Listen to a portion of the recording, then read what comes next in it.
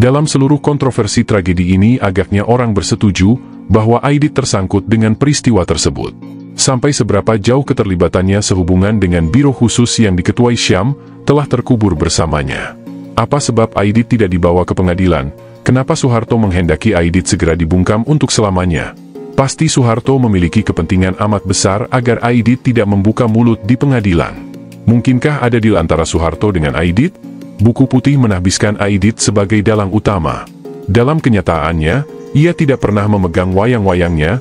Ada dalang-dalang yang tanpa diketahui oleh Ni A serta-merta menyerimpung Aidit tanpa berkutik dan melemparkannya ke lubang bawah tanah. Aidit adalah salah satu aktor tragis yang tidak pernah sempat bermain menunjukkan kebolehannya sejak tanggal 30 September 1965 sampai ia ditembak mati oleh wayang dari dalang yang sebenarnya pada 22 November 1965.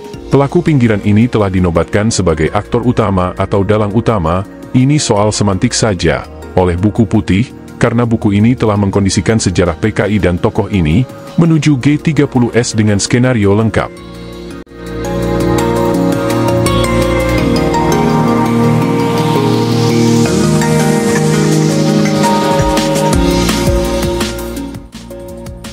Istri Aidit mengatakan kepada pejabat AD bahwa suaminya pada 30 September 1965 diculik oleh sejumlah tentara.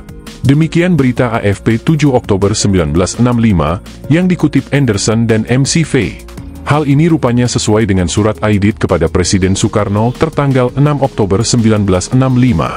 Tanggal 30 September tengah malam, saya diambil oleh seorang yang berpakaian Cakrabirawa, tidak saya kenal. Dengan keterangan dipanggil ke istana untuk sidang darurat kabinet, tapi kendaraan tersebut menuju ke jurusan Jatinegara. Kemudian pindah mobil terus menuju ke sebuah kampung, dan ditempatkan di sebuah rumah kecil. Di situ saya diberitahu bahwa akan diadakan penangkapan terhadap anggota-anggota Dewan Jenderal. Akhirnya ia dibawa ke rumah Sersan Udara Suwardi di Pangkalan Halim oleh Mayor Udara Suyono. Perkembangan dan fakta kemudian menunjukkan bahwa ia sama sekali bukan diculik. Ia pergi ke Pangkalan Halim sesuai dengan suatu rencana yang diketahuinya. Kenyataan menunjukkan bahwa ia juga bukan pemimpin kudeta atau pemberontakan. Dalam kenyataannya, segala sesuatu ditentukan oleh orang yang bernama Syam Kamaruzaman, Ketua Biro Khusus. Aidit hanya berhubungan dengan Cenko I di Penas melalui Syam. Dengan demikian, Aidit telah diisolasi dari segala macam informasi, semata-mata tergantung pada Syam yang telah memonopoli dan memanipulasinya. Ia tidak dapat berhubungan dengan anggota Politbiro maupun pejabat negara yang lain. Selama di Halim, Aidit ditemani oleh 2 orang pengawalnya, agaknya bagai pesakitan yang dijaga oleh 2 orang polisi, untuk dipastikan bahwa ia sepenuhnya terisolasi. Posisi Aidit yang tersandera oleh pengikutnya sendiri, yang mungkin sudah menjadi alat intelijen lawan, agaknya hal ini terulang dengan nasib mantan Presiden Irak Saddam Hussein, sebagai yang disinyalir oleh Dinas Intelijen Israel pertengahan Desember 2003. Terbangnya Aidit ke Jawa Tengah, menurut Syam, atas permintaannya. Brigjen Suparjo lah yang meminta bantuan pesawat kepada pejabat PAU Halim, untuk seorang pejabat negara Menko Wakil Ketua MPRS. Ketika sudah ada di dekat pesawat, Aidit nampak ragu-ragu, seperti yang dituturkan oleh Kusno, pengawalnya. Kemudian Syam mendekatinya dan memintanya agar segera naik. Sesampai di Yogyakarta, salah satu kota basis PKI, tak seorang pun menjemputnya. Sebagai layaknya seorang pejabat negara, maka Aidit beserta 2 pengawalnya diantarkan ke kota seperti permintaannya oleh pejabat PAU Yogyakarta. Beberapa kali penggawal Aidit mendatangi alamat yang salah. Pertama rumah Siarang Penggurus NU, kemudian rumah Penggurus PNI. Betapa ceroboh dalam keadaan kritis semacam itu, tetapi mungkin saja ini justru upaya untuk menegaskan bahwa Aidit sudah berada dalam kantong. Pantaskah Aidit yang terus-menerus dipencilkan itu digelari pemimpin kudeta seperti ditulis Profesor Nugroho? Beberapa waktu kemudian, Aidit naik bus ke Salah, kemudian melanjutkan ke sebuah desa dengan sepeda, lalu kembali lagi ke Salah.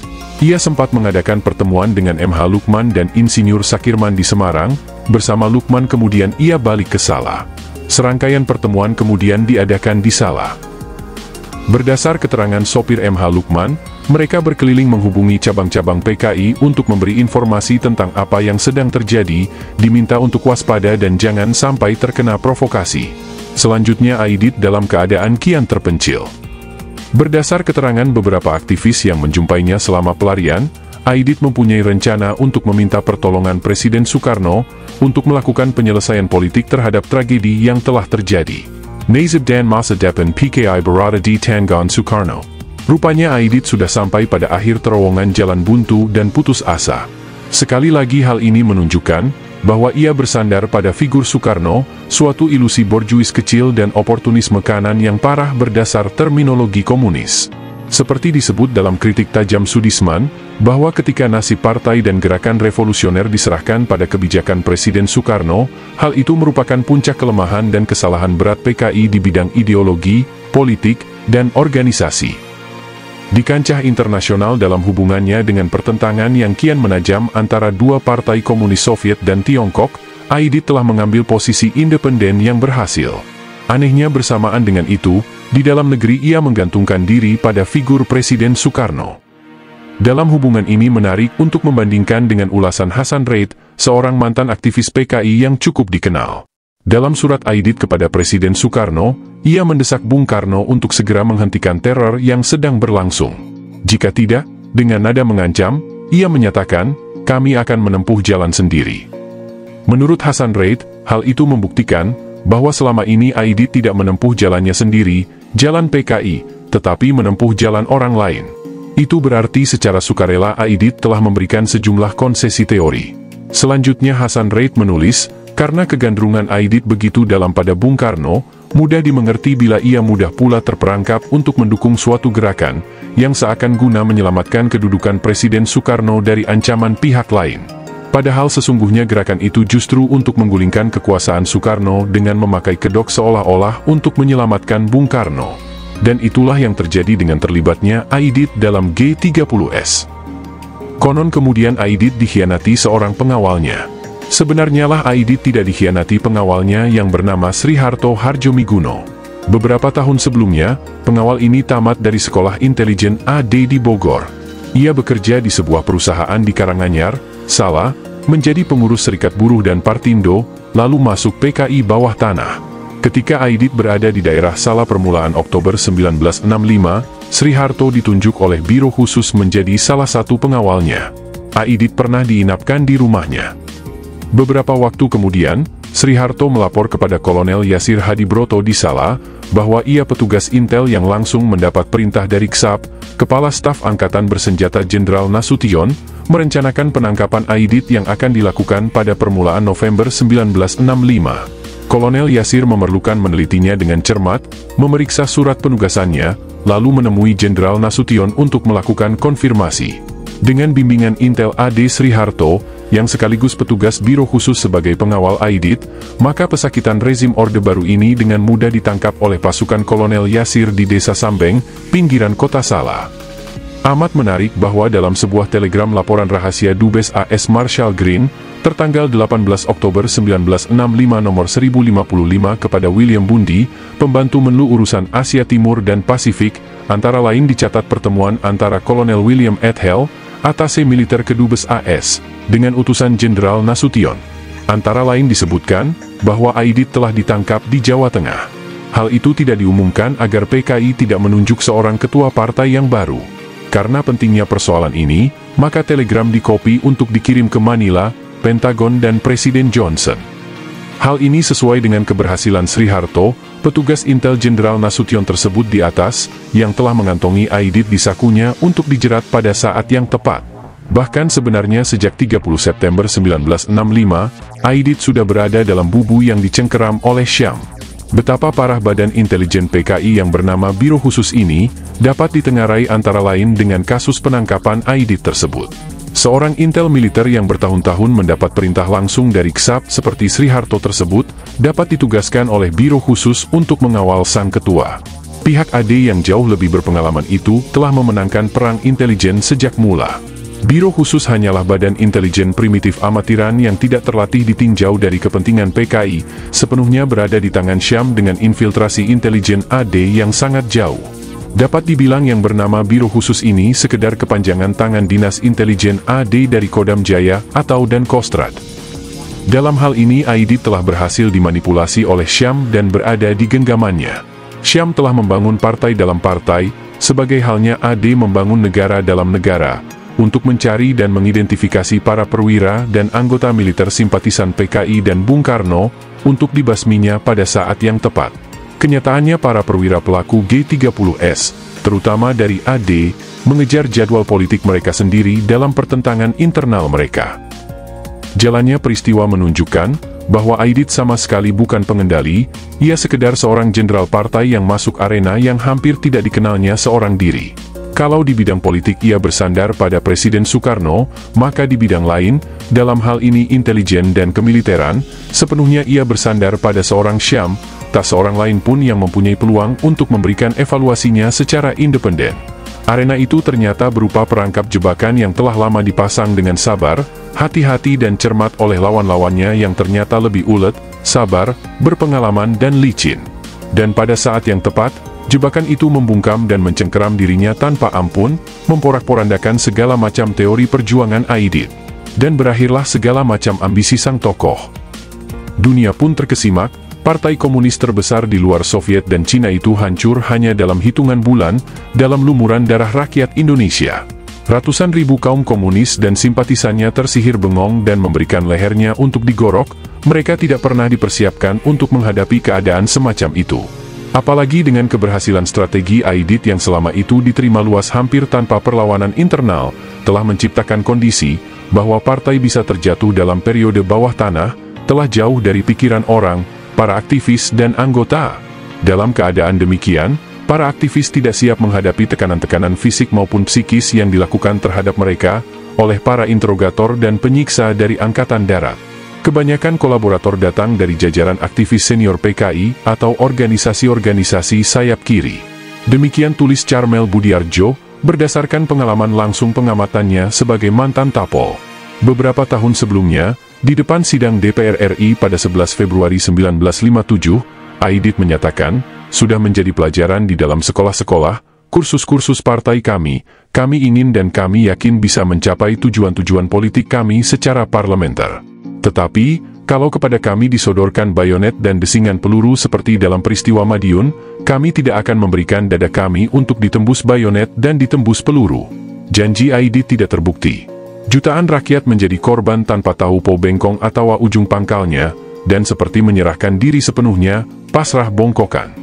Jelas bahwa perkiraan resiko kecil itu telah menjadi ilusi politik yang parah dan fatal, yang menjebloskan Aidit dan kawan-kawannya serta ratusan ribu atau jutaan rakyat yang tidak tahu menahu, ke ladang pembantaian berdarah pihak militer kanan.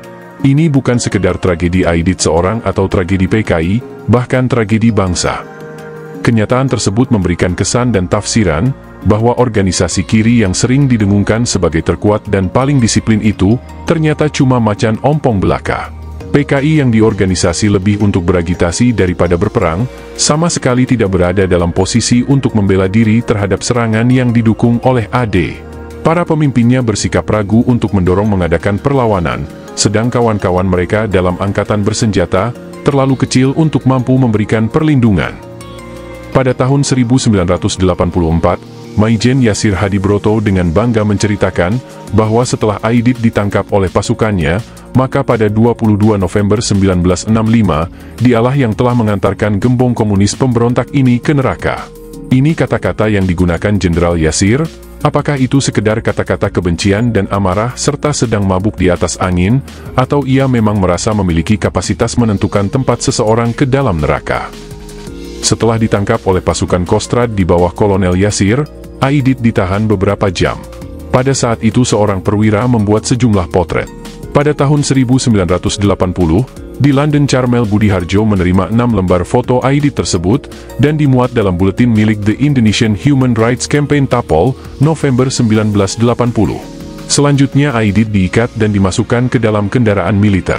Seorang mayor dari Markas Komando Divisi Semarang datang kepada Kolonel Yasir, meminta agar Aidit ditahan di Semarang, untuk dilaporkan kepada Presiden Soekarno. Yasir pura-pura setuju dan mengelabui sang mayor. Dengan datar Jenderal Yasir menceritakan, bahwa ia membawa Aidit ke pinggir sumur tua kering yang tak terpakai, yang telah diperiksa anak buahnya. Ia mengatakan kepada Aidit, bahwa ke dalam sumur semacam itu tempat Jenderal Yani dibunuh, kini giliran Aidit akan mengalami hal yang sama. Setelah ia menembak Aidit di depan 3 anak buahnya, ia segera memerintahkan untuk memasukkan mayatnya ke sumur, lalu menimbuninya dengan tanah dan pohon pisang yang dibabat dari sekitarnya. Keesokan harinya, untuk menghilangkan jejak, saya perintahkan prajurit-prajurit menumpuk kayu kering di atas, yang sudah dipadati tanah dan tebangan pohon pisang itu. Kayu-kayu kering itu kemudian saya perintahkan membakarnya. Jejak apa yang sebenarnya hendak dihilangkan, jejak pembunuhan itu atau jejak mayat Aidit? Lalu dengan tujuan apa ia menghilangkan jejak itu, sedang ia memberikan pengakuannya secara tertulis, yang pasti merupakan jejak nyata. Tempat pembunuhan itu konon berada di belakang sebuah sekolah menengah di Boyolali. 2 hari kemudian ia melaporkannya kepada Jenderal Soeharto yang memanggilnya ke Yogya, bahwa Aidit telah dibereskan sebagaimana instruksi Soeharto. Jenderal Soeharto tersenyum penuh arti. Senyuman Jenderal Soeharto yang penuh arti itu berarti, bahwa tugas yang diberikan oleh Soeharto kepada Yasir untuk membunuh Aidit, telah dijalankan dengan saksama. Menurut Maijen Yasir, penembakan itu dilakukan dalam keadaan perang. Rupanya yang dimaksudkannya dengan perang adalah, penangkapan besar-besaran, pengejaran dan pembantaian rakyat sipil tanpa senjata. Dalam penutup pengakuannya terdapat pernyataan gagah, kejadian sejarah kiranya perlu juga menjadi lurus, agar kelak tidak menjadi sumber yang sesat. Coba kita baca sekali lagi, sungguh tidak mudah mengartikan kata-kata yang cukup sederhana ini, dalam konteks penangkapan dan penembakan mati Aidit, dan usaha penghilangan jejak oleh Jenderal Yasir.